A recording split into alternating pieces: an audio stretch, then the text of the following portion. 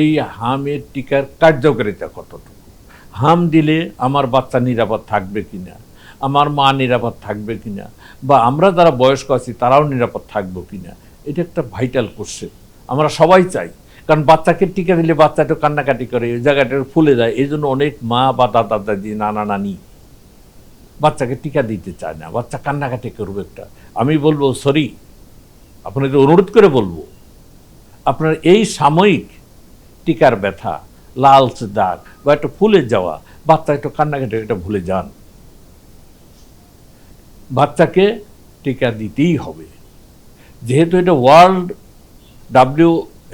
Health organisation কর্তৃক স্বীকৃত, স্বাস্থ্য সংস্থা কর্তৃক স্বীকৃত, এই টিকা আপনাকে দিতে হবে। তো এই নিয়ে আমাদের দেশে যে বয়সে আমরা টিকা দেই, সেটার কার্যকারী আমরা মনে করি 9 মাস পরে, অর্থাৎ 10 মাস থেকে 60 মাস পর্যন্ত। 60 মাস হয়ে গেলে আর আমরা দেই না। এইটাই হলো আমাদের টিকা দেওয়ার কার্যকারী বয়স, বা আমাদের সরকার কর্তৃক নির্ধারিত বয়স সীমা। কিন্তু অনেক জায়গায় দেখা যায় 6 মাস বয়সও এই হামের টিকা হয়। যেমন এই জন্য আমাদের দেশের মধ্যে যেমন 10 মাসে শুরু করি, ইউরোপিয়ান অনেক যেমন কান্ট্রি তারা 6 মাস থেকে শুরু করে এই টিকাটাও কার্যকারিতা।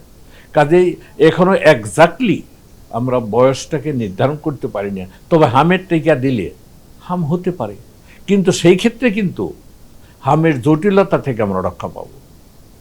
হামের যখন ভ্যাকসিন দেওয়ার উদ্দেশ্য হলো তার শরীরে ইমিউনিটি, রোগ প্রতিরোধ ক্ষমতা গড়ে তোলা।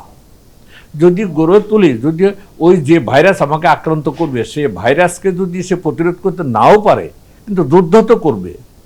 কাজেই সে ওই ক্ষেত্রে বাচ্চার আতঙ্ক হওয়ার বা সেকেন্ডারি ইনফেকশন হলেও অত মিনিমাম হবে, তার হ্যাজার্ডসটা কম থাকবে, মৃত্যু ঝুঁকি কমে যাবে, তার অপুষ্টি ভোগা বা ডায়রিয়া এই সমস্ত রোগ সাধারণত তার আক্রান্ত করবে না।